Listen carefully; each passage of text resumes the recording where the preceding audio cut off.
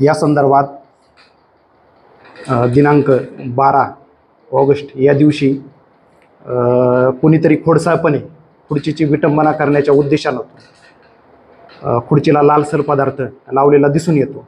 त्या संदर्भात दिनांक 11 तारखेला मी संध्याकाळी 7 वाजता कार्यालय सोडले होते आणि 12 तारखेला प्रभाग प्रारूप रचनेचे कामकाज असल्याकारणाने मी कार्यालयामध्ये उपस्थित नव्हतो। त्या दिवशी या मधल्या कालावधीमध्ये जी घटना घडली या संदर्भात आपण पोलीस प्रशासनाकडे पत्रव्यवहार केलेला आहे।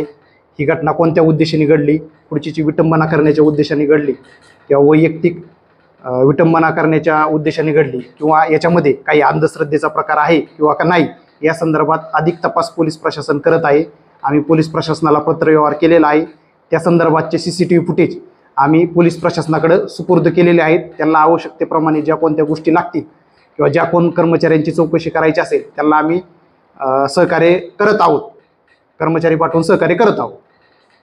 आपला कोणावर संशय आहे या संदर्भात CCTV फुटेजमध्ये मी त्या दिवशी कार्यालयामध्ये प्रभाग रचनेच्या संदर्भात कामकाजासाठी इतरत्र गेले असल्या कारणानं फक्त कार्यालयीन कर्मचारी कार्यालयामध्ये आलेले आहेत। त्याच्यामुळे याच्यामध्ये कोणत्याही शहरामधील किंवा इतर तालुक्यामधील कोणतीही व्यक्ती मुख्याधिकारी यांच्या दालनामध्ये आलेली नाही आहे। फक्त कार्यालयीन कामकाजाच्या संदर्भात नगरपालिकेचे कर्मचारी आलेले आहेत। त्या संदर्भात बोलणं उचित राहणार नाही, हा तपासाचा भाग आहे।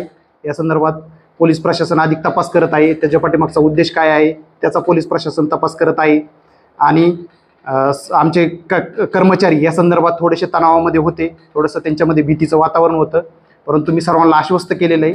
त्यांना मी सांगितलं आहे माननीय नरेंद्र दाभोळकर यांच्या लायब्ररीमध्ये, साधना लायब्ररीमध्ये मी स्वतः अभ्यास केलेला आहे। त्या ठिकाणी मी त्यांच्या लायब्ररी शेजारी राहायला होतो। सर्वांना या संदर्भात काही भिण्याचं कारण नाही, अंधश्रद्धेचा कोणताही प्रकाराने कोणतीही गोष्ट घडत नाही आणि या संदर्भात आपण काही घाबरण्याचं गरज नाही। आपण नियमित कामकाज करावे। आता सध्याच्या घडीला सर्व कर्मचारी या संदर्भात आश्वस्त आहेत आणि कामकाज व्यवस्थित चालू आहे। त्याच्यामुळे शहरातील कोणत्याही व्यक्तीने कोणत्याही बाबीला अफवेला बळी पडू नये अशी मी सर्वांना आवाहन करतो आणि हा प्रकार खुर्चीच्या बाबतीत नेमका कोणता होता याचा तपासातून पोलीस तपासामधून पुढील बाब निष्पन्न होईल। पुढे तुमची पोलिसांकडे काय मागणी असणार या संदर्भात पोलीस प्रशासन योग्य तो तपास करेल, प्राथमिक तपास पूर्ण करेल। याच्यामध्ये त्याचा उद्देश काय होता, कोणत्या बाबीतनं केलं, कोणी केलं, या संदर्भात जे काही पुरावे सापडतील त्या संदर्भात ते पुढील कार्यवाही पोलीस प्रशासन निश्चितच करेल याची मला खात्री आहे।